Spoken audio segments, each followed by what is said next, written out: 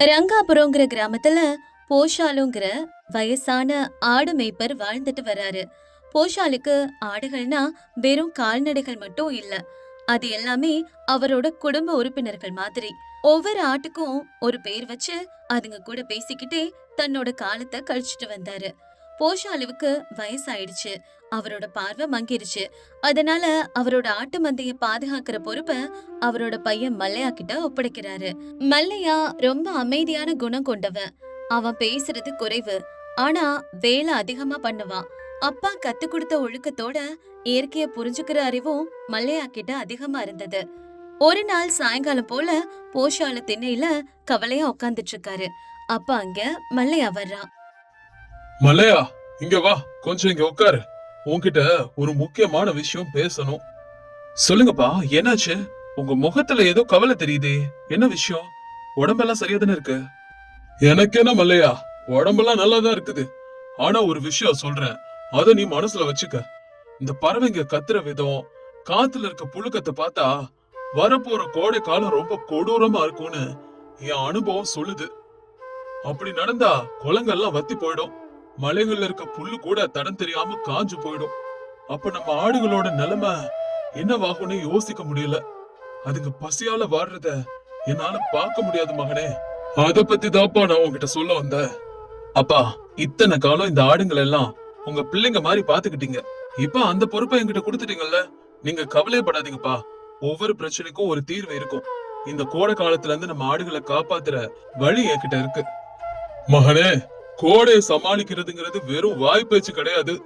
இந்த முறை மழையும் குறையும்னு ஊர் பெரியவங்க எல்லாம் சொல்றாங்க. பச்சை புல்லு கூட கிடைக்காது. ஒரு சொட்டு நீருக்காகவே நம்ம அலைய வேண்டி இருக்கும். நம்ம பிள்ளைகளான இந்த ஆடுக பசியிலையும் தாகத்திலையும் எப்படி தவிக்குமோ நினைச்சா எனக்கு பயமா இருக்குப்பா. அப்பா, இயற்கை நமக்கு கஷ்டத்தை கொடுக்குதுன்னா அதுல இருந்து தப்பிக்கிற வழியையும் நமக்கு காட்டும். நீங்க என்ன நம்புங்க, வெயில் அதிகமாகிறதுக்கு முன்னாடியே நான் ஒரு வழியை கண்டுபிடிச்சிருவேன். நீங்க நிம்மதியா ஓய்வெடுங்க. நம்ம ஆடுகளுக்கு எதுவும் ஆகாம நான் பாத்துக்கிறேன்ப்பா, நீங்க கவலைப்படாதீங்க.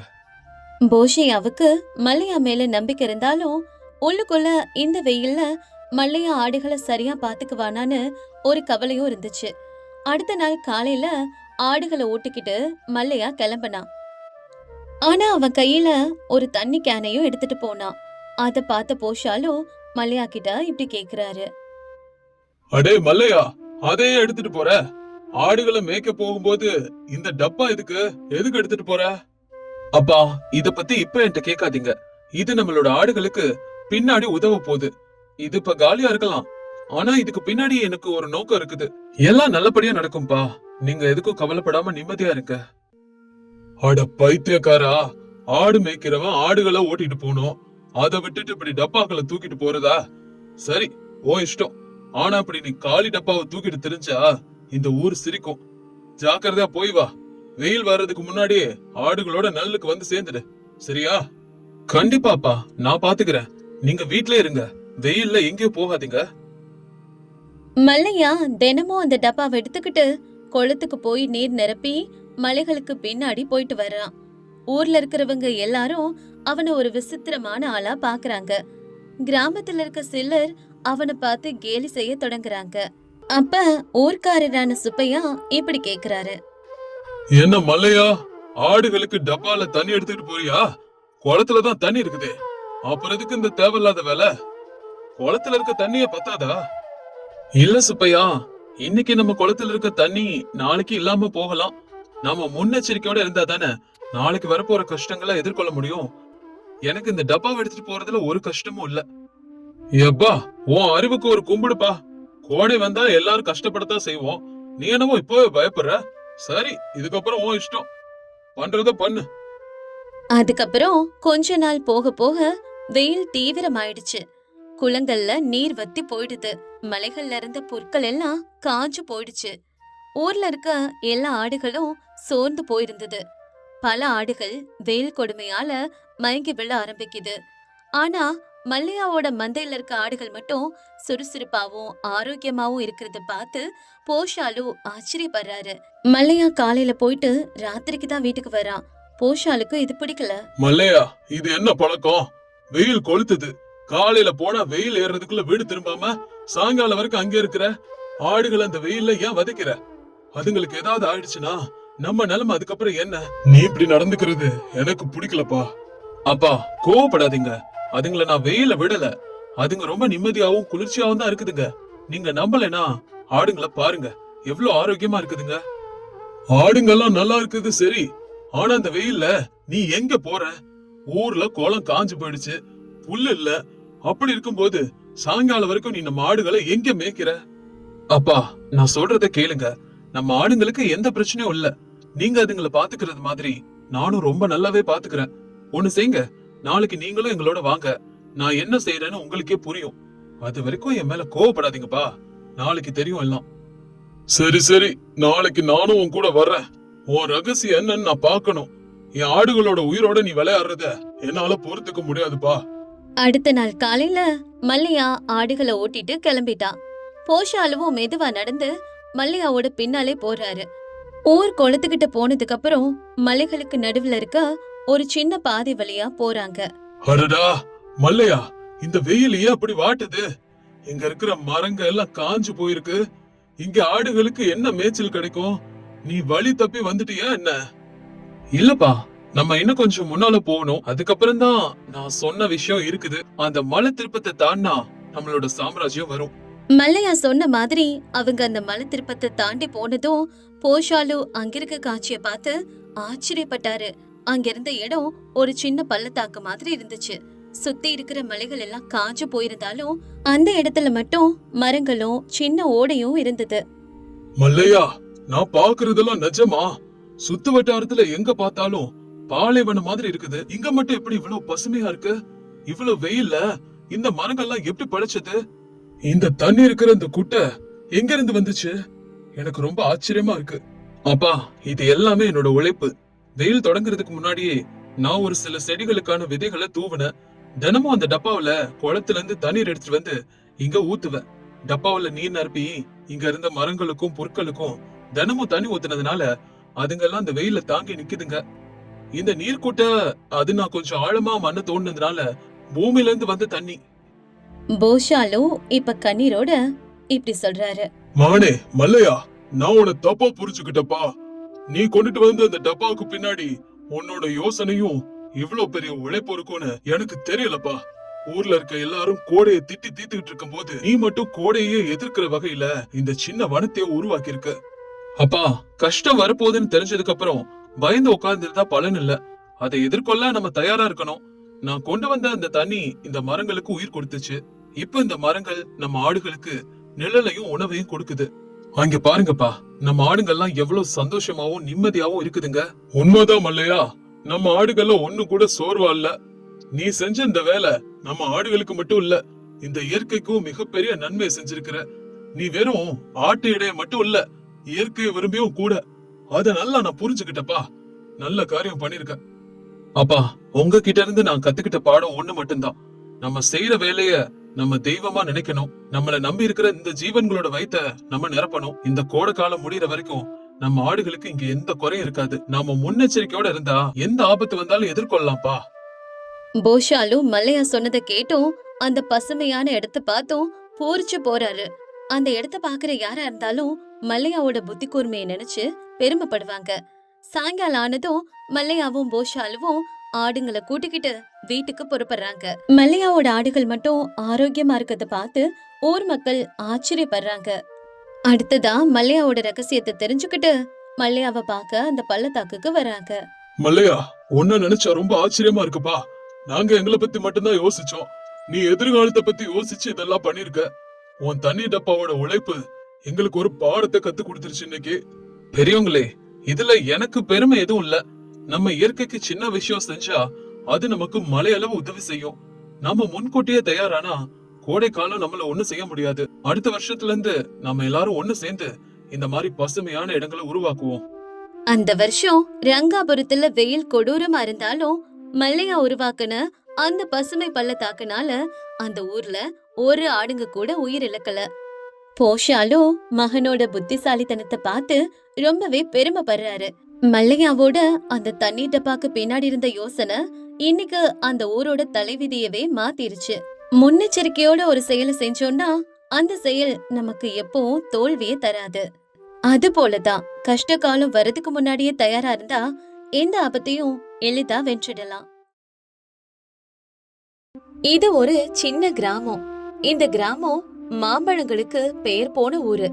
இந்த ஊரை பத்தி கேட்டாலே நாக்குல எச்சில் ஊறும். இந்த ஊர்ல பாப்பையான்னு ஒரு வியாபாரி வாழ்ந்துட்டு வந்தாரு. பாப்பையாவுக்கு சொத்து பத்தெல்லாம் அதிகம். ஆனா அவரு பயங்கரமான கஞ்சன். பாப்பையா கிட்ட சுந்தரம்ங்கிறவரு சமையல்காரரா வேலை பார்த்துட்டு வந்தாரு. சுந்தரம் சமைக்கிறதுல மட்டும் இல்ல, பேச்சுலயும் சமயோகித புத்தியிலையும் கில்லாடி. ஒரு நாள் மதியம் பயங்கரமான வெயில் இருந்துச்சு. அந்த வெப்பத்தை தாங்க முடியாம பாப்பையா புலம்ப தொடங்கினாரு. அப்பப்பா, என்ன வெயில் இது, இப்படி கொளுத்துது. உடம்புல இருக்க நீர் சத்தை எல்லாம் உறிஞ்சிடும் போல இருக்குதே. இந்த சுந்தரம் எங்க போனா? டேய் சுந்தரம், எங்க இருக்க? ஐயா, ஏதோ சமையல் அறையில தான் இருக்கேன் ஐயா. வெளிய போனா வெயில் சுட்டு அரிக்குது, தலையும் ரொம்ப பாரமா வலியா இருக்கு. உடம்ப குளிர்ச்சியாக்க ஏதாவது செஞ்சு கொண்டு வா சீக்கிரம்.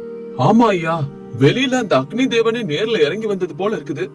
இந்த நேரத்துல வயிறு குளிர்ச்சியா இருக்கணும்னா நல்ல தயிர், அதுல கொஞ்சம் இஞ்சி, பச்சை மிளகாய், கருவேப்பிலை இதெல்லாம் சேர்த்து மோர் செஞ்சா அமிர்தமா இருக்கும் ஐயா. ஆனா ஐயா, இதெல்லாம் செய்யறதுக்கு நம்ம வீட்டுல தயிர் இல்ல ஐயா, என்ன பண்றது? அதுக்காக போய் கடையில எல்லாம் வாங்க முடியாது. அதோட விலைய பார்த்தா என் இருதயமே வெடிச்சிரும் போல இருக்கு. ஒரு பைசா கூட செலவில்லாம உடம்ப குளிர்ச்சியாக்குற மாதிரி ஏதாவது தயார் பண்ணு. செலவில்லாம குளிர்பானம் தயாரிக்கணுமா? சரிங்க ஐயா, என்கிட்ட ஒரு அற்புதமான யோசனை இருக்கு. நீங்க நம்ம வீட்டு பின்னாடி இருக்கிற வேப்ப மர நிழல்ல போய் கொஞ்சம் உட்காருங்க. நான் சொல்ற பனித்துளி பேச்சு கதையை கேட்டாலே உங்க வெப்பம் பாதியா குறைஞ்சிடும். என்னது, கதையை கேட்டா வெப்பம் குறைஞ்சிடுமா? இது என்ன விசித்திரமா இருக்கு? உடம்பு குளிராகணும்னா வயிற்றுக்குள்ள ஏதாவது குளிர்ச்சியா போகணும். வெறும் பேச்சால எப்படிப்பா வெப்பத்தை குறைக்க முடியும்? ஐயா, இது ஒரு மன ரீதியான மருத்துவம். மனசு குளிர்ந்தா உடம்பும் குளிர்ந்துடும். முதல்ல நீங்க வேப்ப மரத்தடியில உட்காருங்க. நான் ஒரு சிறப்பான பானம் தயாரிச்சுட்டு வரேன். அதுக்கப்புறம் நான் அந்த கதையை பத்தி சொல்றேன் ஐயா. அப்படி சொன்ன சுந்தரம் சமையலறைக்கு போய் ஒரு பழைய மண்பானையில இருந்த தண்ணிய எடுக்கிறான். அதுல கொஞ்சம் வெல்லம், வேப்பம்பூ, மிளகுத்தூள் இதெல்லாம் சேர்க்கிறான். இதுக்கு குளிர்ச்சி பானம்னு பெயரிட்டு அத முதலாளி கிட்ட கொடுக்கறான். டேய், என்னடா இது, கசப்பாவும் காரமாவும் இருக்கு. இதனால எப்படிடா வெப்பம் குறையும்? ஐயா, இது ஒரு பழங்கால ரகசியம். கசப்பு உள்ள போனா வெளியில இருக்கிற வெயில நமக்கு குறைவாதான் தோணும். நீங்க 100 ரூபாய் செலவு செஞ்சு பழச்சாறு குடிக்கிறது காட்டிலும் இந்த இலவச பானம் உங்க பணத்தையும் ஆரோக்கியத்தையும் பாதுகாக்கும். இத குடிச்சா சூரியன் கூட சந்திரன் மாதிரி தான் தெரியும். நீ இவ்வளவு உறுதியா சொல்றன்னா இது உண்மையாத்தான் இருக்கும்னு நினைக்கிறேன். பணம் மிச்சமாகுதுன்னா எவ்வளவு கசப்பையும் குடிக்கலாம். சரி, இதெல்லாம் இருக்கட்டும். இன்னைக்கு என்ன சமைக்க போற நீ சொல்லு. ஐயா, நீங்க என்ன சொன்னாலும் நான் சமைக்க தயாரா இருக்கேன். சூடா உங்களுக்கு ஏதாவது செஞ்சு தரட்டுமா ஐயா? என்னது, சூடா செய்றியா? ஏற்கனவே வெயிலுங்க சுட்டரிக்குது, வெப்பமா இருக்கு. அதனால ஏதாவது குளிர்ச்சியா செய். ஆனா செலவு இருக்க கூடாது, சரியா? சரிங்க ஐயா. அப்ப நான் இன்னைக்கு வெண்ணிலா உணவு செய்யறேன். அதோட செலவு ரொம்ப குறைவு, ஆனா ருசி அபாரமா இருக்கும் ஐயா. உங்களுக்கு கண்டிப்பா ரொம்ப பிடிக்கும் ஐயா. என்னது, வெண்ணிலா உணவா? வேற வித்தியாசமா இருக்குதே. அது என்ன உணவு? அது எப்படி செய்வ? அது ஒண்ணும் இல்ல ஐயா. ராத்திரில மீதமான சாப்பாட்டுல குளிர்ந்த நீரை ஊத்தி ராத்திரி முழுவதும் ஊற வச்சு அடுத்த நாள் காலையில அதுல வெங்காயத்தை போட்டு சாப்பிட்டா அதோட சுவையே தனி. இததான் நம்ம முன்னோர்கள் பழைய சோறுன்னு சொல்லுவாங்க. ராத்திரி எல்லாம் அந்த நிலவோட வெளிச்சத்துல தானே ஊறுது. அதான் ஐயா, நான் அந்த பழைய சோறுக்கு வெண்ணிலா உணவுன்னு பேர் வச்சிருக்கேன். டேய் சுந்தரம், நீ சரியான ஆளுதான்டா. நேத்து சமைச்ச சாப்பாட்ட ராத்திரி எல்லாம் ஊற வச்சு அதுக்கே புது பேர் வச்சு எனக்கு குடுக்கற பத்தியா? நீ சாமர்த்தியசாலிதான். சரி, எப்படியோ நமக்கு பணம் மிச்சமாகுதுல்ல, அதனால அந்த வெண்ணிலா உணவே எடுத்துட்டு வா, நான் சாப்பிடுறப்பா. இப்படியே கொஞ்ச நாட்கள் போகுது. பாப்பையா அப்படி செய்யறதெல்லாம் அவரோட மனைவி காந்தம்மாவுக்கு பிடிக்கவே இல்ல. செலவை குறைக்கிறேன்னு இவரு தினமும் அந்த பழைய சாப்பாடே சாப்பிட்டா இவர் உடம்பு என்னத்துக்காகிறது? காந்தம்மா இப்படி நினைச்சு கவலைப்படுறாங்க. அப்போ ஒரு நாள் பாப்பையா கிட்ட இப்படி சொல்றாங்க. எனக்கு அந்த சமயக்காரன் சொல்றான்னு அவன் பேச்ச கேட்டுக்கிட்டு நீங்க இப்பெல்லாம் ஒழுங்கா சாப்பிடறதே இல்ல. வீட்டுல எல்லா மளிகை சாமான்களும் நிறைய இருக்கு. செலவு குறைக்கிறேன்னு ஒரே சாப்பாடு சாப்பிட்டா ஆரோக்கியம் கெட்டு போயிடாதா? அட போடி, அந்த சுந்தரம் சாதாரண சமையல்காரன் இல்ல, அவன் பயங்கரமான ஆளு. அவன் செய்யற உணவுகளை சாப்பிட்டா நமக்கு செலவே இல்ல. பாரு, இந்த மாசம் நான் 10,000 ரூபாய் மிச்சப்படுத்தி இருக்கேன். தெரியுமா உனக்கு? இதெல்லாம் அந்த சுந்தரத்தினால தானே நடந்துச்சு. முதல்ல அதெல்லாம் புரிஞ்சுக்க. இப்படி பணத்தை சேர்த்து வச்சு என்னங்க பண்ண போறீங்க? நாளைக்கு என் அண்ணன் ராமையாவும் அவரோட மனைவியும் நம்ம வீட்டுக்கு வர போறாங்க. அவங்களுக்காவது நல்ல விருந்து வைக்கணுமா இல்லையா? அவங்க வசதியான வீட்டை சேர்ந்தவங்க. அவங்களுக்கும் இந்த பழைய சோறு போட போறீங்களா? என்னது, உன் அண்ணனும் உன் அண்ணியும் வர்றாங்களா? இந்த வெயில் காலத்துல அவங்களுக்கு விருந்து வைக்கணும்னா எவ்வளவு செலவாகும் தெரியுமா? சுந்தரம், எங்க இருக்கிற? சீக்கிரம் இங்க வா, உடனே வா. பாப்பையா இப்படி சத்தமா கூப்பிடவும் சுந்தரம் அங்கே வரான். என்னங்கய்யா, ஏன் இவ்வளவு பதட்டமா இருக்கீங்க? என்னாச்சு? சுந்தரம், என் மச்சலனும் அவர் மனைவியும் நாளைக்கு நம்ம வீட்டுக்கு வர்றாங்க. என் கௌரவம் குறையாம எனக்கு செலவு இல்லாமலும் ஏதாவது பண்ண முடியுமா? ஏதாவது யோசனை தான் சொல்லு. ஐயா, அப்ப இதுக்கு ஒரே வழிதான் இருக்கு. நாம உங்களுக்கு நீர் விருந்து கொடுக்கலாமா ஐயா? நீர் விருந்தா? வெறும் தண்ணிய குடுப்பியா? அப்படி செஞ்சா அவங்க சும்மா இருக்க மாட்டாங்க. என் மான மரியாதையா போயிடும்பா. வேற சொல்லு. ஐயோ, நான் அப்படி செய்வேன் ஐயா. நம்ம அவங்களுக்கு பலவிதமான பானங்களை குடிக்க கொடுக்கலாம். மோரு, வெல்லம், இளநீர் இதெல்லாம் வரிசையா கொடுத்தா அவங்களோட வயிறு நிறைஞ்சிடும். அதே அளவுக்கு அவங்க வயிறு குளிர்ச்சியாவும் இருக்கும். குடிக்க இதை கொடுத்துடலாம் ஐயா.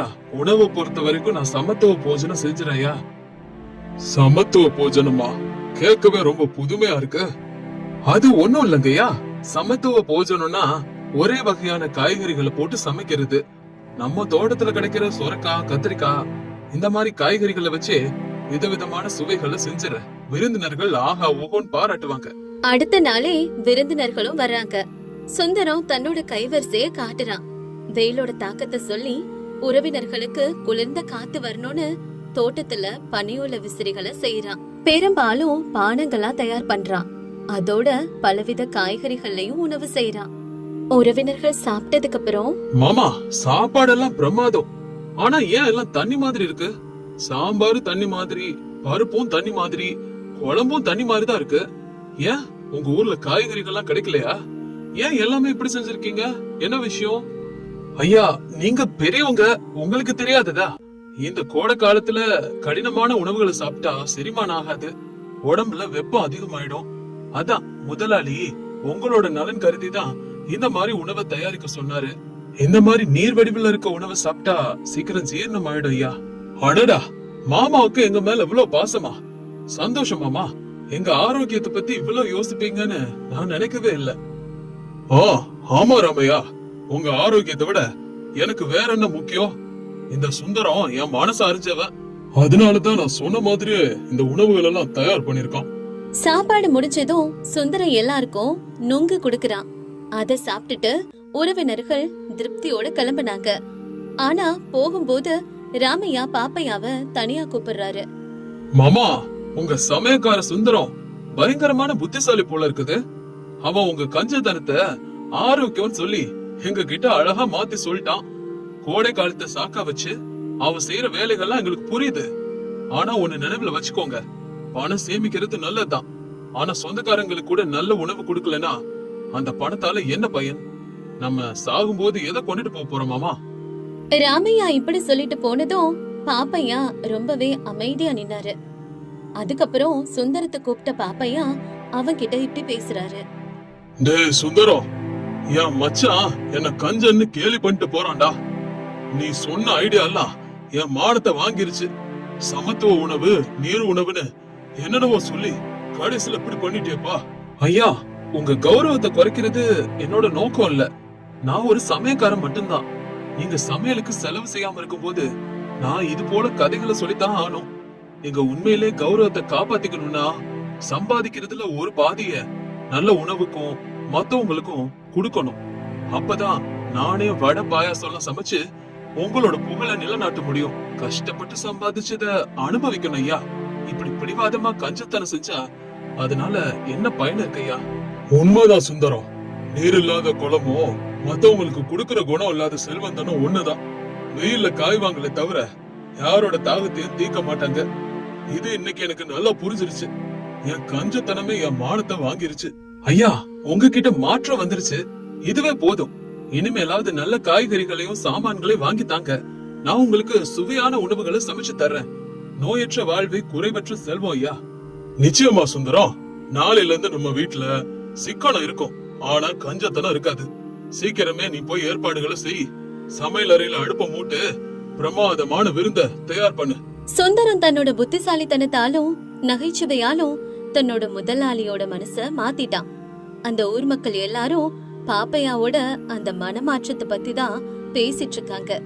அந்த கோடை காலத்துலயும் அந்த வீட்ல இருக்கவங்களோட மனசு குளிர்ந்து போச்சு.